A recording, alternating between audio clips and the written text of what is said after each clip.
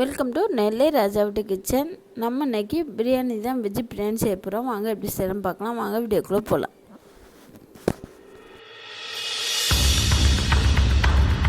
Stove on பண்ணி cooker எடுத்து வச்சிடலாம். நம்ம பிரியாணி எந்த குக்கரில் செய்தோமோ அந்த குக்கர் எடுத்து வச்சிடலாம். ஆயில் சேர்த்துக்கலாம். இந்த குஸ்கா பிரியாணி, இந்த பிரியாணிக்கு நமக்கு ஆயில் தான் அதிகமாக தேவைப்படும், நெய் எதுவுமே தேவைப்படாது. பட்டை, கிராம்பு, பிரிஞ்சு எல்லாம் பிரிஞ்சிடும். அதெல்லாம் நான் எடுத்து வச்சுருக்கேன். அன்னாச்சிப்பூ எல்லாமே ரெண்டு எண்ணெய் எடுத்து வச்சுருக்கேன். இதெல்லாம் நம்ம ஆயில் சூடாகிடுச்சு, நம்ம சேர்த்துக்கலாம். சேர்த்துட்டு கலந்து விட்டுடலாம்.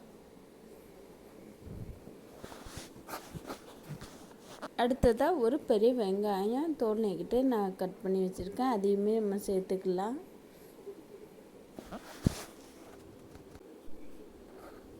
கொஞ்சமாக மல்லி இலையும் நம்ம சேர்த்துக்கலாம். சேர்த்துட்டு நல்லா கலந்து விட்டுலாம். வெங்காயம் நமக்கு நல்லா வதங்கி வரணும். பொறுமையாக ஸ்டவ்வை சிம்மில் வச்சுட்டு கலந்து விட்டுடலாம். புதினா இலையும் தக்காளி தான் நமக்கு இதுக்கு அதிகமாக நமக்கு தேவைப்படும் இந்த வெஜ்ஜு பிரியாணிக்கு. தக்காளி ஒரு அரைனா நான் மிக்சி ஜாரில் நல்லா நைஸ்ட்டாக அரைச்சி எடுத்து வச்சுருக்கேன். இந்த டம்ளருக்கு 2 டம்ளர் அரிசி க்ளீன் பண்ணி நான் தண்ணி விட்டு ஊற வச்சுருக்கிறேன். நார்மலாக நம்ம வீட்டில் சமைக்கிற அரிசி தான், பாசுமதி கிடையாது. நமக்கு வெங்காயம் ஓரளவுக்கு வதங்கி வந்துருச்சு. நமக்கு வெங்காயத்தோட புதினாலையும் கொஞ்சம் வதங்கட்டும். ஒரு கைப்பிடி நம்ம சேர்த்துக்கலாம். அப்புறமா இருக்கிற புதினாலையே நம்ம தக்காளி வதங்குறப்ப சேர்த்துக்கலாம். நல்லா பொறுமையாக கலந்து விட்டுறலாம்.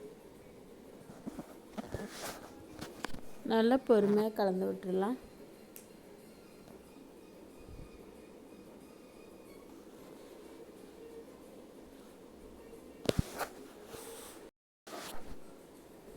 பாருங்கள், இந்த டம்ளர் அளவுக்கு தான் 2 டம்ளர் அளவுக்கு நான் அரிசி எடுத்துருக்கிறேன். தண்ணி விட்டு நல்லா க்ளீன் பண்ணிவிட்டு நான் தண்ணி சேர்த்து 10 நிமிஷமாக ஊற வச்சுருக்கிறேன். நம்ம மசாலா பொடி எல்லாமே நம்ம சேர்த்ததுக்கப்புறம் கடைசியாக நம்ம அரிசியும் சேர்த்துக்கலாம். தண்ணி இழுத்துட்டு சேர்த்துக்கலாம். 1 டம்ளர் அரிசிக்கு 2 டம்ளர் தண்ணி சேர்க்கணும். நம்ம 2 டம்ளர் அரிசி எடுத்துருக்கோம், 4 டம்ளர் அளவுக்கு சேர்க்கணும். நமக்கு வெங்காயம் புதினாலாம் நல்லா வதங்கி வந்துச்சு. இந்த டைமில் தக்காளி பேஸ்ட்டு நம்ம சேர்த்துக்கலாம். தக்காளியோடைய ஒரு துண்டு இஞ்சி நான் சேர்த்துக்கிட்டேன். உங்கள்கிட்ட சொல்ல மறந்துட்டேன். சேர்த்து தக்காளியோடய நான் அரைச்சிட்டேன். தக்காளியில் இருக்கிற தண்ணியெல்லாம் போய் நல்லா எண்ணெய் பிரிஞ்சு வரணும். நல்லா பொறுமையாக கலந்து விட்டுடலாம். உப்பு கொஞ்சமாக நம்ம சேர்த்துக்கலாம். உப்பு சேர்க்குறதுனால நமக்கு தக்காளி வெங்காயம் நமக்கு சீக்கிரமே வதங்கி வரும். நமக்கு வெங்காயம் வதங்கிச்சு, நம்ம தக்காளி வதங்கணும். உப்பு சேர்த்துட்டு பொறுமையாக கலந்து விட்டுடலாம். இந்த டைமில் நமக்கு மீதி இருக்கிற புதினாலையும் நம்ம தக்காளியோடு சேர்த்து நல்லா கலந்து விட்டுடலாம். நல்லா பொறுமையாக கலந்து விட்டுடலாம். நமக்கு தக்காளியில் இருக்கிற தண்ணியெல்லாம் கம்மியாயிடுச்சு. நல்லா ஒரு வாட்டி கலந்து விட்டுடலாம். புதினாலையும் ஓரளவு வதங்கி வந்துடுச்சு. இன்னும் கொஞ்சம் நல்லா வதங்கணும். நம்ம பொறுமையாக கலந்து விட்டுடலாம். தக்காளியில் இருக்கிற தண்ணி எல்லாமே நமக்கு போயிடுச்சு. பாருங்கள், நம்ம இந்த டைமில் பிரியாணி மசாலா சேர்த்துக்கலாம்.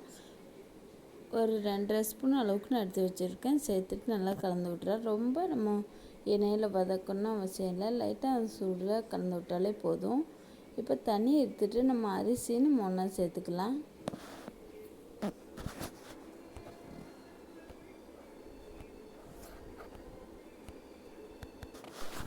அரிசி எல்லாமே நம்ம சேர்த்துட்டோம். பாருங்கள், இந்த டம்ளர் அளவுக்கு தான் நம்ம அரிசி எடுத்துக்கிட்டோம். இந்த டம்ளருக்கு 4 டம்ளர் அளவு தண்ணி சேர்த்துக்கலாம், சரியாக இருக்கும். பாசுமதி ரைஸாக இருந்தால் 1 டம்ளர் அளவு அரிசிக்கு 1.5 டம்ளர் அளவு தண்ணி சேர்த்துக்கிட்டால் போதும். நம்ம நார்மலாக வீட்டில் சமைக்கிற அரிசியாக இருந்தால் 1 டம்ளர் அளவு அரிசிக்கு 2 டம்ளர் அளவு சேர்த்துக்கணும். நான் தண்ணி எடுத்து வச்சுருக்கேன், நம்ம சேர்த்துக்கலாம். தேவையான அளவு உப்பு சேர்த்துக்கலாம். ஆல்ரெடி ஏற்கனவே நம்ம தக்காளி வதங்குறப்போ சேர்த்துருக்குறோம். பார்த்துட்டு போதுமான அளவு மட்டும் சேர்த்துக்கலாம். நல்லா ஒரு வாட்டி கலந்து விட்டுடலாம். அவ்வளோதாங்க, நம்ம வெஜ்ஜு பிரியாணிக்கு தேவையான பொருள் எல்லாமே சேர்த்துட்டோம். அடுத்து மூடி போட்டு விசில் எடுத்து வச்சிடலாம். 2 விசில் வந்தோம் ஸ்டவ் ஆஃப் பண்ணிக்கலாம். நமக்கு வந்து வெஜ்ஜு பிரியாணி நமக்கு ரெடி ஆகிடும். நம்ம பிரியாணினா நெய், தயிர் இதெல்லாமே நம்ம சேர்ப்போம். இது வந்து பிரியாணி இல்லை, நம்ம பிரியாணி மாதிரியே தான் இருக்கும், டேஸ்ட் வித்தியாசமாக இருக்கும். நமக்கு வந்து இது குஸ்கான்னு நம்ம சொல்லுவாங்க கடைகளில். நமக்கு 2 விசில் வந்து நம்ம ரெடி ஆயிடுச்சு. நம்ம மூடி ஓப்பன் பண்ணி பார்க்கலாம். பாருங்கள் எவ்வளோ சூப்பராக நமக்கு வந்து குஸ்கா ரெடி ஆகிருக்கு. நல்லா ஒரு வாட்டி கலந்து விட்டுறோம். உப்பு வந்து பத்தலை அப்படின்னா இந்த டைம் கூட நீங்கள் ஆட் பண்ணி நல்லா கலந்து விட்டால் நமக்கு சரியாக வந்துடும். நீங்கள் குக்கர் மூடி ஓப்பன் பண்ணுறப்போ கவனமாக பார்த்து ஓப்பன் பண்ணணும். பாருங்கள் குஸ்கா நமக்கு எவ்வளோ உதிரியாக ரெடி ஆகிருக்குது. உதிரியாக நமக்கு ரெடி ஆகிறதுக்கு நம்ம தண்ணியோட அளவு சரியாக வச்சிட்டோம்னாலே போதும். உப்பு எனக்கு கொஞ்சம் கம்மியாக இருந்தது, அதனால் நான் 1/2 ஸ்பூன் சேர்த்துட்டு கலந்து விட்டுட்டேன். நீங்களும் செக் பண்ணி பார்த்துக்கோங்க. இந்த டைம் ஆட் பண்ணி நம்ம கலந்து விட்டுட்டோன்னா நமக்கு வந்து சரியாக வந்துடும். அவ்வளோதாங்க, சூப்பரான டேஸ்டியான குஸ்கா நமக்கு வந்து ரெடி ஆச்சு. இதே போல் நீங்களும் ட்ரை பண்ணி பாருங்கள். நீங்கள் இதோட அதிகமாகவோ கம்மியாகவோ செய்கிறப்போ அளவுகளை கூட்ட குறைக்க செஞ்சுக்கோங்க.